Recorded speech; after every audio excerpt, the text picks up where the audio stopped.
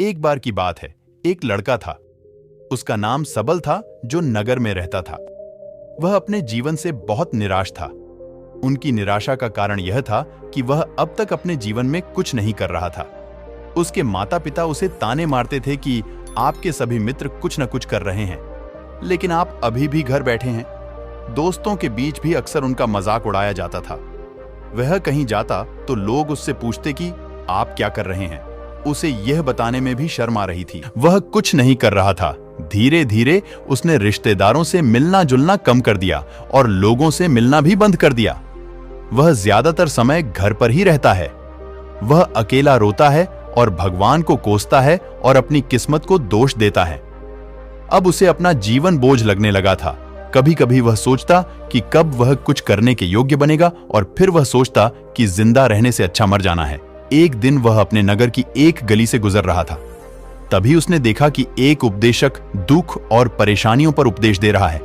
वह भी उसी भीड़ में सबसे पीछे बैठ गया और गुरु के प्रवचन सुनने लगा।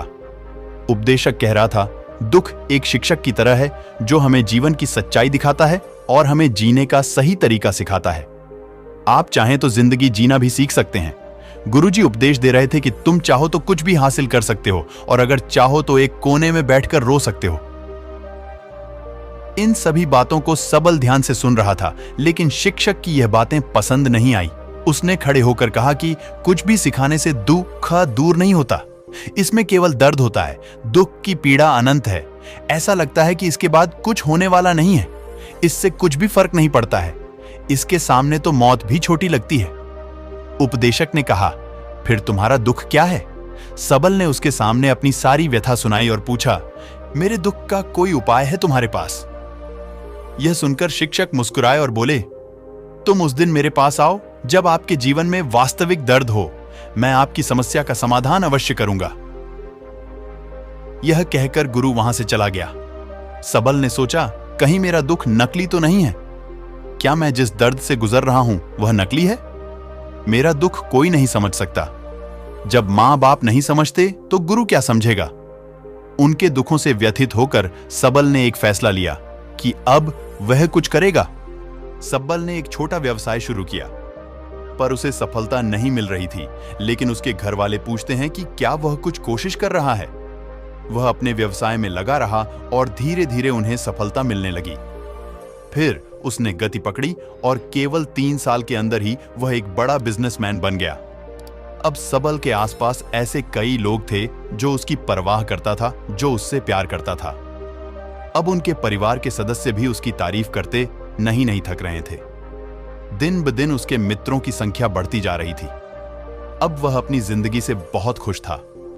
उनके कुछ दोस्तों ने उन्हें सलाह दी कि जब आप एक बड़ा बिजनेसमैन बनकर बहुत खुश हैं, तो सोचिए आपको कितनी खुशी होगी अगर आप इस शहर और इस राज्य के सबसे बड़े बिजनेसमैन बन जाते हैं। कितने लोग आपसे जुड़ना चाहेंगे, आपकी कितनी बड़ी ख्याति होगी, और स्वयं राजा भी आपसे दोस्ती करना चाहेंगे और जरूरत पड़ने पर ही आपसे पैसे उधार लेंगे। दोस्तों की यह बात सबल के मन में घर कर गई। अब वह और पैसे कमाने की कोशिश करने लगा, लेकिन उसे यह सब बहुत ही जल्दी चाहिए था। वह समय बर्बाद नहीं करना चाहता था। उनका अधिकांश समय इन चीजों को प्राप्त करने में गलाने लगा। इसलिए वह ऐसे काम करने लगा जो सही नहीं था। उसने बड़ा उधार लेना शुरू कर दिया। उसके दोस्तों से पैसे की मात्रा और अधिक मुनाफा कमाने के लालच में वह अपने माल में मिलावट करने लगा। उसने अन्य व्यापारियों के खिलाफ भी साजिश रची और उन्हें डराया धमकाया। जैसा उसके दोस्त कहते थे वैसा ही करता था। वह इन तरीकों से ज्यादा पैसा कमा रहा था, पर अब उसके जीवन में पहले जैसा चैन न था। उनके मन की शांति गायब हो गई थी और वह रात को सो नहीं पाता था। वह हंगामे में रहता था। वह सब कुछ पाकर भी उन्हें किसी चीज में सुख नहीं मिल रहा था। एक दिन सबल अपनी गाड़ी में कहीं जा रहा था। तभी रास्ते में उन्हें उपदेशक का आश्रम दिखाई दिया। वह रुका और गुरु के पास जाकर बोला, संत, आपने मुझे मेरे पास आने के लिए कहा था जब मेरे जीवन में सच्चा दुख आता है। अब मैं बहुत दुखी हूं कि मेरी नींद हराम हो गई है। मुझे कहीं भी शांति नहीं मिल रही है। इस प्रकार सबल ने अपनी सारी समस्याएं गुरु को बता दी। गुरु ने कहा, जब तुम पहली बार मुझसे मिलने आए थे तब भी तुम किसी दुख में थे। आपने उस दर्द से क्या सीखा? सबल ने कहा कि सिर्फ सोचने और चिंता करने से कुछ नहीं होता। आपकी दृष्टि को सच करने के लिए यह कार्रवाई करता है, और सिर्फ काम करने से कुछ नहीं होता, परिणाम भी मिलना चाहिए। जब आपको लगता है कि आपका लक्ष्य हासिल नहीं होने वाला, तब राह में चाहे कितनी भी मुश्किलें आ जाएं, मन कितना भी निराश क्यों ना हो, कितना भी लगता हो कि अब कुछ नहीं होने वाला है, तभी विश्वास करें, मैं जो भी कर रहा हूं उसमें अवश्य सफल होऊंगा। खुद पर ध्यान दो, लोगों पर नहीं। लोग केवल सफल लोगों का सम्मान करते हैं। कोई कितना भी अच्छा क्यों ना हो, वह हमेशा लोगों की नजरों में बोझ बने रहते हैं। यह सब सुनकर उपदेशक मुस्कुराया और बोला, जब आपके पास है तो यह वास्तविक दुख नहीं है। अपने जीवन में वास्तविक दुख आए तब मेरे पास आओ, मैं उसे ठीक कर दूंगा। सबल ने जाते समय साधु को सोने के सिक्कों से भरा घड़ा भेंट किया। घड़े को देखकर गुरु ने कहा कि यह मेरे किसी काम का नहीं है, उस पेड़ के नीचे गड्ढा खोदकर गाड़ दो। सबल ने घड़े को पेड़ के नीचे दबा दिया, जैसा कि गुरु ने बताया, और वहां से चला गया। कुछ दिनों से कारोबार ठीक चल रहा था, लेकिन व्यापार के गलत तरीके के कारण धीरे धीरे उसे व्यापार में घाटा होने लगा। उसकी सारी दौलत धीरे धीरे खत्म होने लगी, और एक दिन ऐसा भी आया जब उसके पास कुछ भी नहीं बचा और उस पर कर्ज का बोझ चढ़ गया था। परंतु वह निश्चिंत था, क्योंकि उसने अपना सारा कर्ज अपने दोस्तों से लिया था। उसने सोचा कि उसके दोस्त बुरे वक्त में उनके साथ खड़े रहेंगे, लेकिन ऐसा कुछ नहीं हुआ। जैसे ही बुरा वक्त आया, दोस्त पहले उससे कर्ज मांगने लगे। अगर उसने कर्ज नहीं लौटाया, उन्होंने उसे जान से मारने की धमकी भी दी। उनके सभी शुभचिंतक और प्रियजन उससे दूर हो गए। उसके दोस्त, जो उसके साथ मस्ती किया करते थे, अब उससे दूर भाग रहे थे। उसका परिवार उसकी गलतियां और कमियां गिनने लगा। उनकी सारी संपत्ति नीलाम कर दी गई और उसके पास कुछ भी न बचा।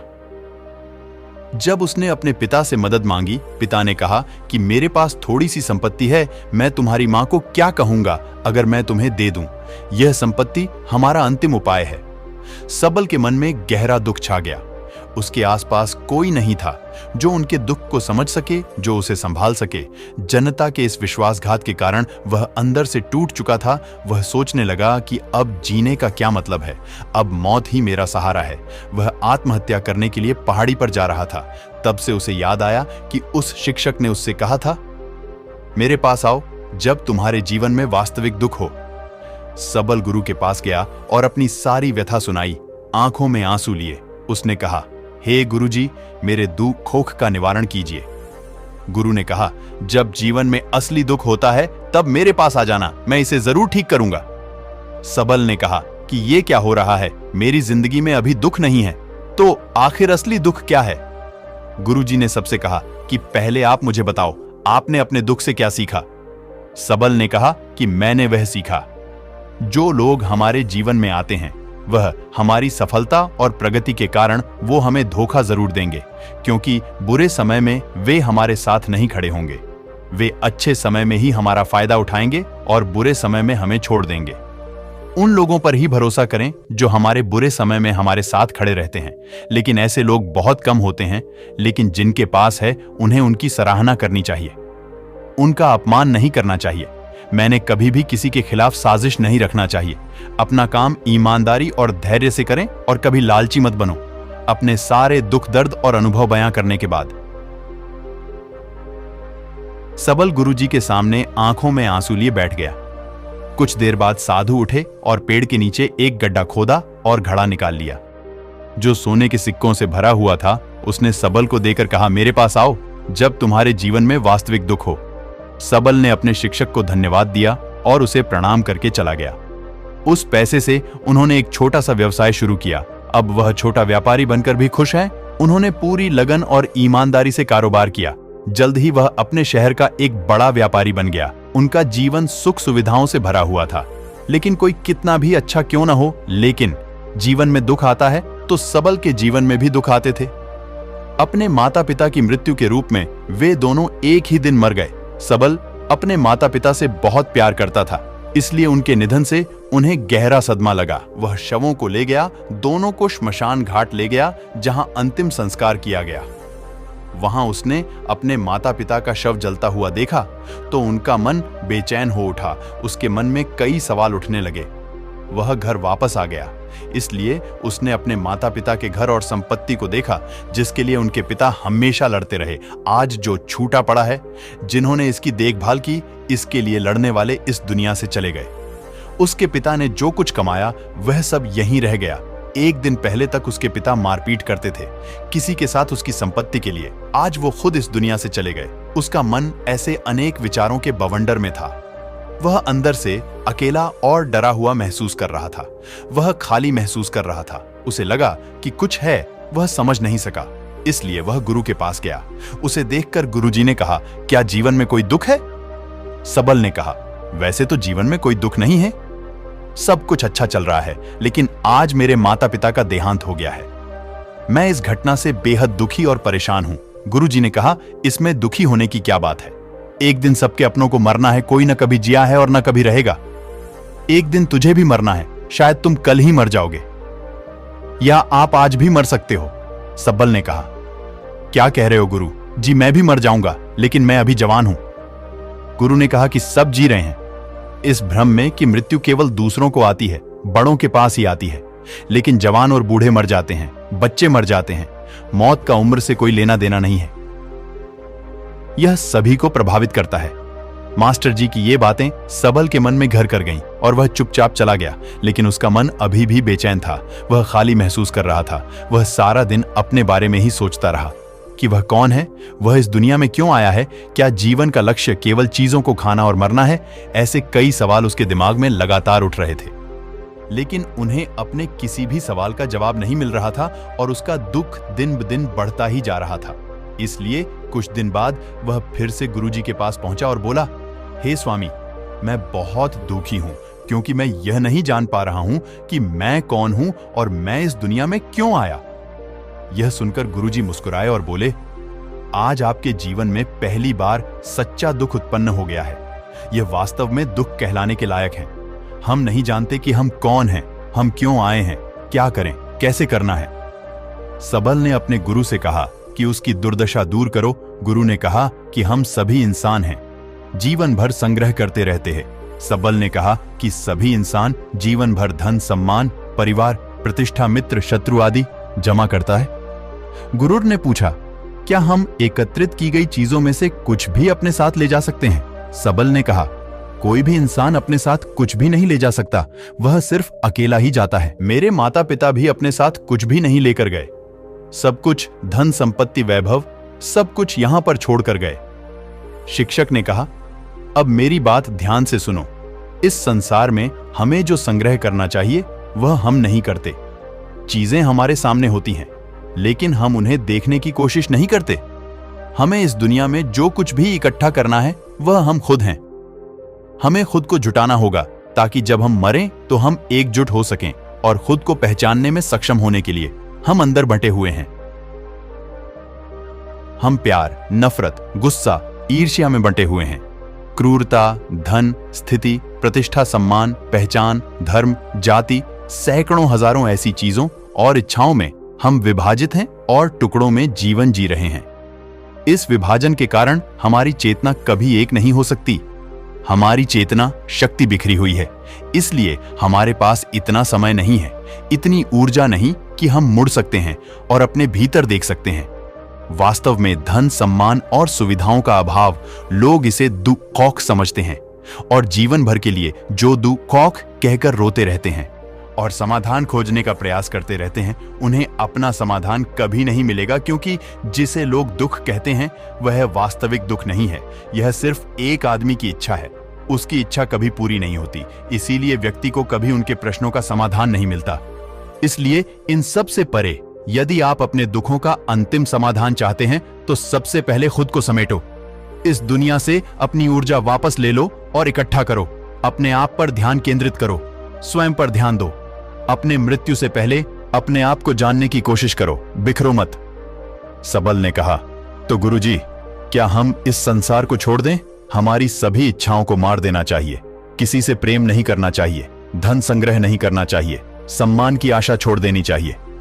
शिक्षक ने कहा कि भावनाओं और इच्छाओं ऐसे बिखरे हुए मनुष्य में से निकल आओ, जैसे कोई पत्थर पहाड़ से गिरे जिस पर पर्वत का कोई वश नहीं है सिवाय देखने के। परेशान होना और कुछ खोना वैसे ही बिखरे हुए मनुष्य की इच्छाएं बेकाबू और दर्दनाक हैं। उसका अनियंत्रित मन इच्छा करता रहता है और कल्पना करता रहता है, और यह दुख देता है। लेकिन जब एक व्यक्ति अपने मन को एकत्र करता है तो वह जो कुछ भी करता है वह उसके नियंत्रण में होता है। फिर उसकी इच्छा से इच्छाएं भी उत्पन्न होती हैं। सबल ने कहा कि आपने मेरे असली दुख का समाधान कर दिया, आपका बहुत बहुत धन्यवाद। अब से मैं खुद को समेटने, खुद को तराशने की कोशिश करूंगा। गुरुजी ने कहा कि मानव शरीर में बहुत ऊर्जा और शक्ति है, लेकिन यह फालतू के कामों में बटा हुआ है, बेकार की बातों में लगा हुआ है। यह एक बहुत ही शक्तिशाली मशीन की तरह है, एक बच्चे के हाथ में रखा जा रहा है और वह बिना सोचे समझे अपनी शक्ति बर्बाद कर रहा है और बिना किसी नियंत्रण के। इसलिए इस शक्ति पर ध्यान दें, अपनी चेतना, और इसे इकट्ठा करें। सबल को अपने प्रश्नों का उत्तर मिल गया। उसने अपने गुरु का शुक्रिया अदा किया और चुपचाप चला गया। दोस्तों, उम्मीद है आपको यह कहानी पसंद आई होगी। अगर आपको यह कहानी पसंद आई हो तो अपने दोस्तों और परिवार के साथ जरूर शेयर करें। आपका कीमती समय देने के लिए धन्यवाद।